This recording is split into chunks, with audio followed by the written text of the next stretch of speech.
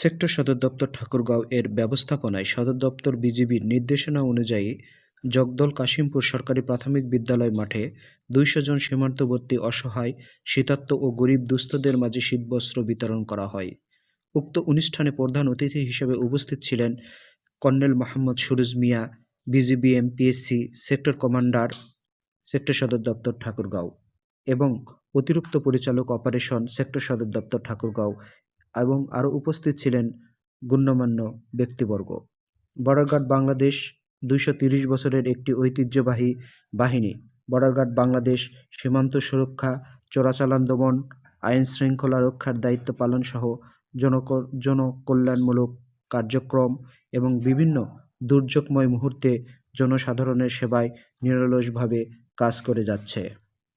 কম্বল দিল, এটার জন্য আমি খুব খুশি। বিজিবি আমায় কম্বল দিছে। হ্যাঁ, এতে আমাদের খুব শীতের সময় খুব কষ্ট হচ্ছিল, এখন উপহার হয়েছে। হ্যাঁ, এতে আমরা খুব খুশি। কম্বলটা পাই আমরা খুব উপকার পাইলাম। সবসময় আমাদেরকে প্রত্যেক বছরে দেয়, আমরা পাই, শীতের মাধ্যমে দেয়। প্রত্যেকে ধন্যবাদ বিজেপিকে দেওয়া হবে।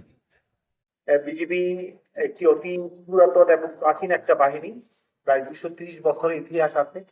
আমরা দেশের ৪,৪২৭ কিলোমিটার এলাকা সীমান্তে আমরা দায়িত্ব পালন করে যাচ্ছি আপনাদের এবং দেশের অভ্যন্তরে যে মানুষ আছে আমরা তাদের নিরাপত্তার জন্য।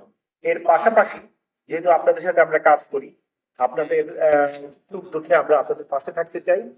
সেই লক্ষ্যেই এই শীতের সময়, শীতে আপনারা যারা আমাদের কাছে মনে হয়েছে হয়তো শীতে কষ্ট পাচ্ছেন, তাদের জন্য আমাদের এই সামান্য প্রচেষ্টা যে আপনাদের শীতে যাতে আপনাদের পাশে থাকতে পারি, সে উদ্দেশ্যে আমরা আপনাদের জন্য এই সামান্য একটু আয়োজন করেছি। শীতের কম্বল আপনাদের বিতরণের জন্য চেষ্টা করছি। পাশাপাশি আপনাদের মাধ্যমে, আপনারা এলাকায় একদম সীমান্তবর্তী এলাকার মানুষ, আপনাদের মাধ্যমে আমি একটু একটা মেসেজ দিতে চাই, একটা মানে একটা একটা আপনাদের প্রতি একটা আবেদন করতে চাই। আপনারা আমাদের দেশের সীমান্তে যে সকল বিষয়গুলা হয়, বিশেষ করে আপনারা আপনাদের আশেপাশে যারা আছেন সবাইকে পৌঁছে দিবেন যেন সীমান্ত সংক্রান্ত কোনো অপরাধে যাতে কেউ জড়িত না হয়। এটা তার জীবনের ঝুঁকি তৈরি হয়, সে নিজে বিপদে পড়তে পারে, তার পরিবার বিপদে পড়তে পারে। এটা আপনারা জানেন যে সীমান্ত পারাপার হয়ে মানুষ বিভিন্ন রকম অবৈধ কাজ করার চেষ্টা করে, এতে প্রতিপক্ষ বিভিন্ন রকম তাদের প্রতি আক্রমণাত্মক আচরণ করে।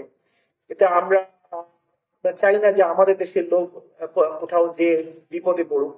তো আপনারা, আপনাদের মাধ্যমে আমি এলাকার স্থানীয়দের কাছে আমি পৌঁছে দিতে চাই যে আপনারা যেন এরকম সীমান্ত অপরাধ, অবৈধ পারাপার, চোরাচালান, মাদক পাচার বা কোন রকম কোনো মানব পাচার, কোন রকম কোনো অবৈধ কাজে জড়িত হবেন না।